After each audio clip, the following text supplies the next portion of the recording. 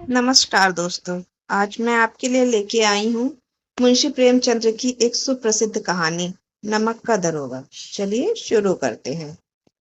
नमक एक नया विभाग बनने के बाद नमक के व्यापार पर रोक लग गई। बावजूद इसके लोग चोरी छिपे इसका व्यापार कर रहे थे। नमक का व्यापार करने के लिए कई हथकंडे अपनाए गए। व्यापारियों को कभी घूस देकर तो कभी अपनी चालाकियों से इस व्यापार को अंजाम दिया। इधर कुछ अधिकारी नमक विभाग के दरोगा पद के लिए लाइन में खड़े थे। यहाँ तक कि वकील भी इस विभाग को अपने कब्जे में लेने के लिए उत्सुक थे। यह बात उस वक्त की है जब लोग अंग्रेजी शिक्षा और ईसाई धर्म को एक ही समझते थे। इस दौरान फारसी का भी ज़्यादा प्रभाव था। प्रेम कहानियों और श्रृंगार रस के काव्य पढ़कर फारसी लोग ऊंचे पद हासिल कर लेते थे। इधर मुंशी वंशीधर भी जुलेखा की विरह कथा से निकलकर सीरी और फरहाद की प्रेम कथा के सहारे काम ढूंढने निकल पड़े थे। वंशीधर के पिता एक अनुभवी इंसान थे, इसलिए उन्होंने वंशीधर को घर की बिगड़ती आर्थिक दशा के बारे में बताया। उन्होंने कहा, बेटियां जवान हो रही हैं और मैं अब कितने दिन का मेहमान हूँ, कुछ नहीं कहा जा सकता। अब तुम्हें ही इस घर का बोझ संभालना है। वंशीधर के पिता ने उन्हें समझाते हुए, नौकरी कैसी भी हो कर लेना, बस यह देखना कि तनख्वाह कितनी मिल रही है। नौकरी ऐसे ढूंढना जिसमें ऊपरी कमाई हो, क्योंकि महीने की तनख्वाह से घर की ज़रूरतें पूरी नहीं हो सकती। ऊपरी आय भगवान का आशीर्वाद है, जिससे ज़िंदगी के हर शौक पूरे किए जा सकते हैं और इसी में बरकत भी होती है। वंशी के पिता ने उन्हें आगे समझाया, यह बहुत समझदारी का काम है। पहले लोगों को देखो, उनकी ज़रूरतों को समझें और फिर मौके की तलाश में जुट जाओ। इसके बाद जो ठीक लगे वो करो। ये याद रखना कि ज़रूरतमंद व्यक्ति के साथ सख्ती से पेश आने में ही फ़ायदा है। वंशीधर बहुत होशियार और सज्जन पुरुष थे। वह पिता की सारी बातें सुनकर मंजिल की ओर बढ़ चले। समय का पहिया आगे बढ़ा और देखते ही देखते वंशीधर नमक का दरोगा बन गए। नमक विभाग में दरोगा की नौकरी पाकर वंशीधर बहुत खुश थे। वंशीधर की तरक्की देखकर पड़ोसियों को उनसे जलन होने लगी। वंशीधर को नमक की विभाग में 6 महीने भी नहीं हुए थे कि विभाग के अधिकतर लोग उन पर आंख मूंद कर भरोसा करने लगे थे। उन्होंने अपने काम और अच्छे व्यवहार से आला अफसरों की नज़र में बड़ा सम्मान पा लिया था। विभाग के अफसर भी उन पर बहुत भरोसा करने लगे थे, जबकि कुछ अफसर वंशीधर से जलते भी थे। सर्दियों का मौसम शुरू हो चुका था। वंशीधर ने दफ्तर से कुछ दूरी पर जमुना नदी बहती थी, जिस पर एक छोटा सा पुल बना हुआ था। रात का समय था। नमक के सिपाही और चौकीदार नशे में मस्त थे।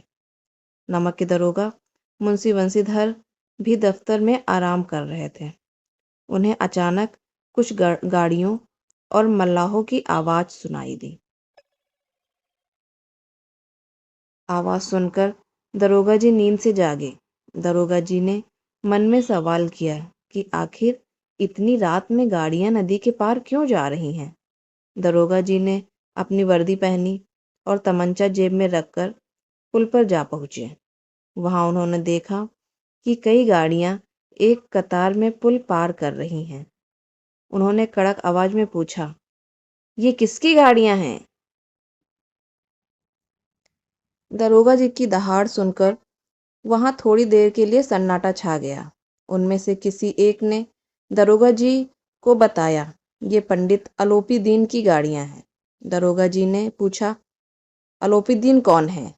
वहां मौजूद लोगों ने कहा, आलोपी दीन दातागंज के हैं। यह सुनकर दरोगा जी चौंक गए, क्योंकि पंडित आलोपी दीन इस इलाके के जाने माने जमींदार थे और वह रोजाना लाखों रुपए का लेन देन करते थे। इस इलाके में हर छोटे बड़े शख्स ने उनसे कर्ज लिया हुआ था। पंडित अलोपी दीन का बहुत बड़ा व्यापार था। उन दिनों अंग्रेज अफसर शिकार खेलने उनके इलाके में आते और अलोपी दीन उनकी खातिरदारी करते थे। दरोगा जी ने सामान ढो रहे मजदूरों से पूछा, ये गाड़ियां कहाँ जाएंगी? एक मजदूर ने जवाब दिया, कानपुर। जब मुंशी ने पूछा कि इनमें क्या है, तो वहां एक बार फिर सन्नाटा पसर गया। यह देख मुंशी जी का शक बढ़ने लगा। फिर दरोगा जी ने जोर देकर पूछा, क्या तुम सब गूंगे हो गए हो? मैंने पूछा, इनमें क्या है?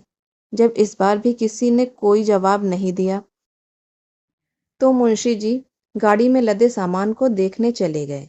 उन्होंने देखा कि गाड़ियां नमक से भरी हुई हैं।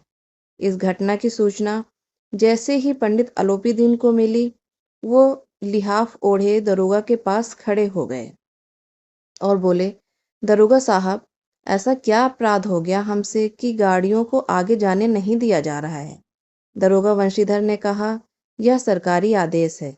इस पर पंडित अलोपी दीन बोले, आप ही हमारी सरकार हैं और हम किसी सरकार को नहीं जानते। यह तो आपका और हमारे घर का मामला है। हम कभी आपसे घर बाहर हो सकते हैं क्या? आपने बेवजह तकलीफ उठाई। अलोपी दीन ने आगे कहा, ऐसा हो नहीं सकता कि इधर घाट से जाए और आपकी सेवा ना करें। मैं तो खुद आपकी सेवा करने के लिए आ रहा था, लेकिन वंशीधर पर पंडित अलोपी दीन की बातों का कोई असर नहीं हुआ। वंशीधर एक ईमानदार दरोगा थे, इसलिए अलोपी दीन की घूस देने की बात पर बोले, मैं उन अफसरों जैसा नहीं हूँ जो पैसों के लिए अपना ईमान बेच देते हैं। मैं आपको हिरासत में लेने आया हूँ और आपको मेरे साथ चलना होगा। वंशीधर के कड़क रवैये से पंडित अलोपी दीन हैरान हो गए। वहां मौजूद सभी लोगों में हलचल मच गई। बदलू सिंह आदेश पाकर अलोपी दीन को हिरासत में लेने गए, लेकिन उनकी हिम्मत न हुई कि अलोपी दीन का हाथ पकड़ सकें। अलोपी दीन मन ही मन सोच रहे थे कि पहली बार कोई ऐसा अधिकारी देखा है जो पैसों के आगे झुक नहीं रहा। साथ ही वह ये भी सोच रहे थे कि दरोगा जी अभी नौजवान हैं और माया के मोहजाल से दूर हैं। पंडित अलोपी दीन ने बड़ी विनम्रता के साथ कहा, बाबू साहब, ऐसा ना कीजिए, हम मिट जाएंगे। हमारी इज्जत मिट्टी में मिल जाएगी। सारा अपमान अपने से आपको क्या हासिल होगा? हम आपसे अलग नहीं हैं। अलोपी दीन की अर्जी पर वंशीधर गुस्से से बोले, मैं आपकी कोई बात नहीं सुनना चाहता। इधर अलोपी दीन का यह भ्रम अभी तक नहीं टूटा था कि पैसे से किसी को भी खरीदा जा सकता है। उन्होंने वंशीधर को 1,000 रुपए देने की बात कही, लेकिन वंशीधर गुस्से में बोले, 1,00,000 रुपए देने से भी मेरा ईमान नहीं डगमगाएगा। अलोपी दीन के लाख कोशिश करने के बाद भी वंशीधर अपने ईमान पर डटे रहे। बात 40,000 देने तक पहुंच गई, लेकिन दरोगा वंशीधर ने रुपए के प्रति कोई लोभ नहीं दिखाया। दरोगा वंशीधर ने बदलू सिंह को फिर से आदेश दिया, इसे हिरासत में लिया जाए। जैसे ही बदलू सिंह पंडित की ओर बढ़े, वो बेहोश होकर गिर गए। पंडित जी ने गिरफ्तारी की खबर आग की तरह आसपास के इलाकों में फैल गई। इस घटना पर सभी अपना अपना मत रख रहे थे। अगले दिन पंडित को अदालत ले जाया गया था। जो भी पंडित को इस हालत में देखता, वह चौंक जाता। यह पहली बार था जब पंडित अलोपी दीन को ये सब सहना पड़ा था। लेकिन अभी अदालत पहुंचने में देर थी। पंडित जी इस शहर के सेठ थे।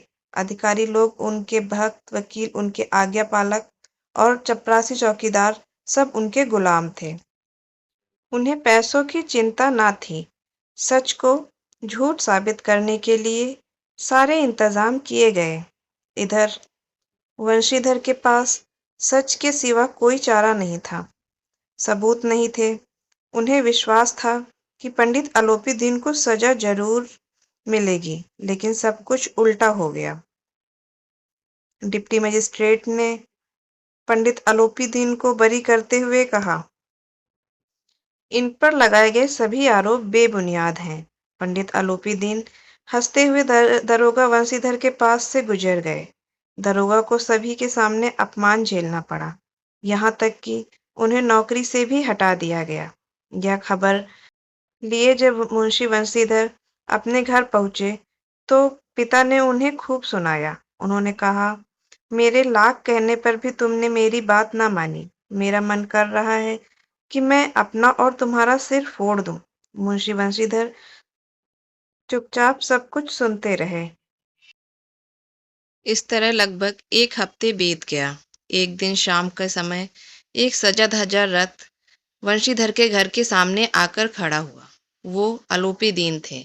उनके स्वागत में वंशीधर के पिता आगे बढ़े और उन्हें झुककर सलाम किया। उन्होंने पंडित जी से माफी मांगते हुए कहा, नालायक लड़का है, इससे अच्छा होता कि भगवान हमें निसंतान रखता। इस बात पर पंडित जी ने कहा, ऐसा मत कहो, धर्म पर चलने वाले लोग बहुत कम होते हैं। वंशीधर की ओर बढ़ते हुए पंडित जी ने कहा, दरोगा साहब, इसे खुशामद न समझे, क्योंकि खुशामद करने के लिए मैं इतनी दूर ना आता। उस रात आपने मुझे हिरासत में लिया था, लेकिन आज मैं खुद आपकी अपनी इच्छा से आपकी हिरासत में आया हूँ। मैंने हजारों अमीर देखे, हजारों ऊंचे अधिकारियों से काम करवाया, लेकिन आपसे हार गया। मैंने सभी को अपना और अपनी दौलत का गुलाम बनाकर छोड़ दिया, लेकिन आज आप मुझे आज्ञा दे कि मैं आपसे कुछ विनती करूं। वंशीधर को लगा था कि पंडित उन्हें बेइज्जत करने आया है, लेकिन उनकी इन बातों को सुनकर उसका भ्रम दूर हुआ। मुंशी वंशीधर ने स्वाभिमान के साथ उनका सम्मान किया। वंशीधर ने पंडित जी की ओर देखा और धीमी आवाज में कहा, यह आपकी उदारता है।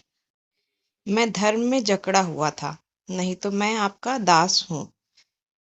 आलोपीदीन ने वंशीधर से विनम्रता से कहा, वहां जमुना के पुल पर आपने मेरी एक बात ना सुनी, पर अब आपको मेरी एक बात माननी पड़ेगी।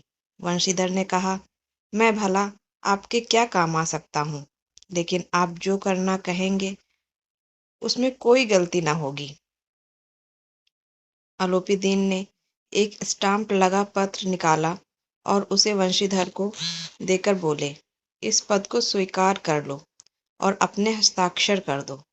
अब जब वंशीधर ने उस स्टाम्प पे लगे पत्र को पढ़ा तो उनकी आंखों में आंसू भर आए, क्योंकि पंडित जी ने वंशीधर को अपनी सारी जायदाद का स्थायी मैनेजर बनाने का फैसला लिया था। नौकरी पत्र के मुताबिक वंशीधर को सालाना 6,000 रुपये अतिरिक्त भत्ता, सवारी के लिए घोड़ा, रहने को बंगला और नौकर चाकर मुफ्त पेश किए गए थे। वंशीधर कांपते हुए शब्दों से बोले, मुझे में मुझ में अब इतनी हिम्मत नहीं बची है कि मैं आपके सम्मान में कुछ कह सकूं, लेकिन मैं ऐसे ऊंचे पद के लायक नहीं हूँ।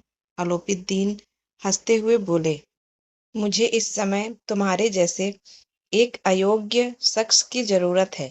वंशीधर ने गंभीर होते हुए कहा, वैसे तो मैं आपका दास हूँ।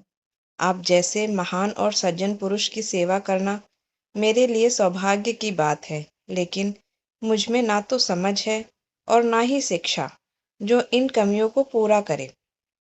ऐसे बड़े पद के लिए आपको किसी अनुभवी की जरूरत होनी चाहिए।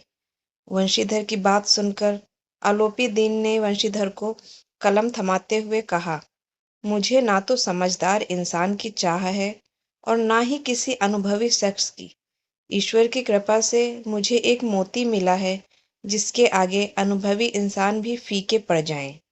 आलोपीदीन ने वंशीधर से आगे कहा, ज्यादा सोचिए मत और हस्ताक्षर कर दीजिए।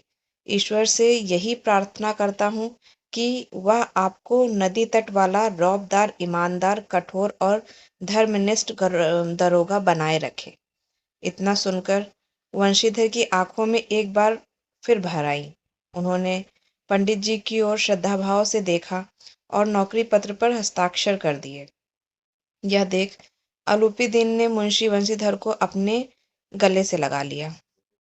कहानी से सीख। इस कहानी से हमें यह सीख मिलती है कि ईमानदारी और कर्तव्य ही इंसान को सब बड़ा बनाते हैं। ये वो दौलत है जिसे हर कोई नहीं पा सकता। आप सबको ये कहानी कैसी लगी मुझे कमेंट करके जरूर बताइएगा। फिर मिलते हैं अगले शुक्रवार एक नई कहानी के साथ। तब तक के लिए धन्यवाद।